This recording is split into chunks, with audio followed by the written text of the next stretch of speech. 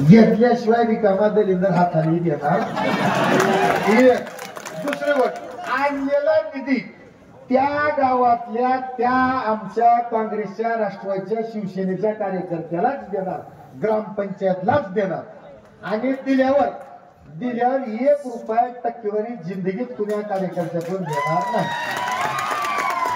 ऐका, कधी जर वाटलं तर उदगीर मोडला यज्ञ करीन, आवराजला यज्ञ करीन, निलंग्यात यज्ञ करीन, मनोभावे करीन, पण यज्ञ केलेली जमीन हडपणार नाही. 2, 3 ऐका, जसं आपले मराठा समन्वयक विशाल जोरदापके, किती गोड माणूस आहे, त्यांच्या दुकानात पुढील दगडाची ट्रीप टाकलते का नाही, खांबा रवलते का नाही. छत्रपती शिवाजी महाराज चौकात कब्जा करायला किती लाज गुंडाळ होते डोसक्याला, तेवढी लाज आमदाराने गुंडाळ होते का नाही. 1 इंच जागेवर ह्या 3 तालुक्यात कुठंच भारतात कुठं इलिगल कब्जा करणार नाही. बस 1 रुपया 3 तालुक्यातल्या कुण्या गोरगरिबाकडून, कुण्या कार्यकर्त्याकडून, आपल्याकडून, लोकांच्याकडून कमी होणार नाही. फालतूचा इलिगल. एखाद्या वेळेस मी काम धंदा टाकून त्याच्यात आलं तर ती कसं ती माझं ओके करून खावं लागेल ना लेकरं बाळासाठी. बरं, पण दुसरी गोष्ट, मी बारक्यापासून मोठ्यापर्यंत पुण्यात सर्वसामान्य नागरिकाला वाकडं बोलणार नाही. काँग्रेसच्या कार्यकर्त्याला तर जिंदगीभर, तुम्हाला तर जिंदगीभर 3 टाइम सल्यूट मारित राहील. मी तुमचा मालक होणार नाही, सेवकच राहणार. एवढंच नाही, भाजपच्या कार्यकर्त्याचं बिचाऱ्याचं सुद्धा वाटोळं करणार नाही. जेवढं करायचं तेवढं वाटोळं 20 वर्षात त्यांच्या आमदारानं केलं. मी करायची गरज नाही. बस ऐका, त्या 2 भावासोबत सुद्धा माझी वैयक्तिक दुश्मनी नाही, पण राजकीय दुश्मनी नंबर 1 ची आहे.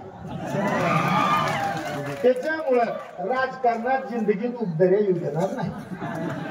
कारण राजकारणात राहून तुम्ही पाप केला, हायवेवर 150 माणसाचा बळी घेतला.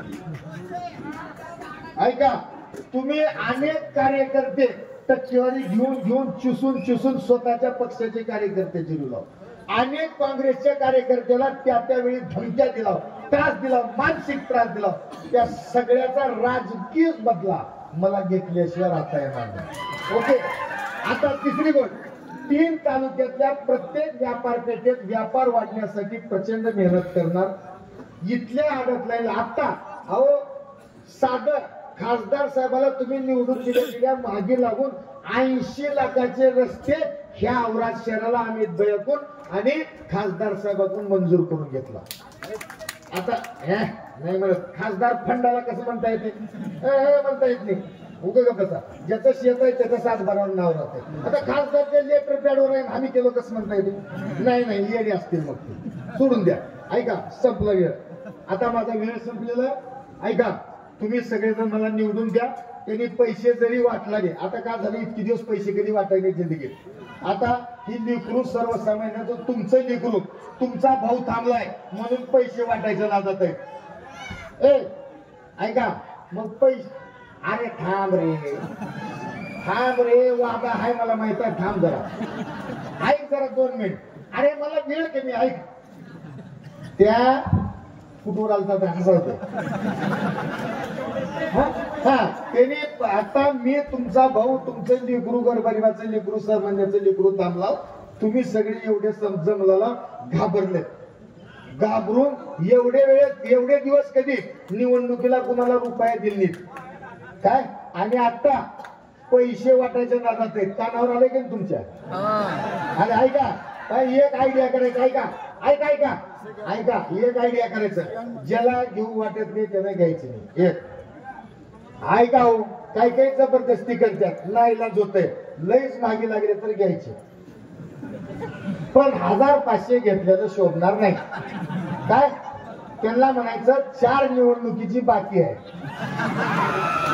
1000चा रेट काढला, आत्ताच उधार टाकू, मागले 4000 द्या म्हणायचं. जोड करीत 2000 पर्यंत घ्या. जसं राणादादाचे घेऊन ओमराजेला 3.5 लाख मताने निवडून आणल्या, तसं त्यांचे घेऊन मला निवडून आणा. कारण त्याने कुठून कुंदा खंदून कमिलेले नाहीत, आपलेच वरबडलेले आहेत. आणि हे तुम्हाला सांगतो, मला ऐका, तुमचा सगळ्याचा विश्वास, नेत्यांचा विश्वास, आदरणीय दिलीपरावजी देशमुख साहेबांनी माझी ओलांडीत गॅरंटी घेतली. अहो त्यांनी गॅरंटी घेणं म्हणजे जो काय का, या सगळ्या जबाबदारीची मला जाणीव आहे. प्रत्येकाच्या हितासाठी मला काम करायचं आहे. तुम्ही आता शांत राहा. ऐका, मी थांबतो. जय हिंद, जय महाराष्ट्र. बरं, पक्का आपल्याला 20 तारखेला निवडून द्यायचे बरं.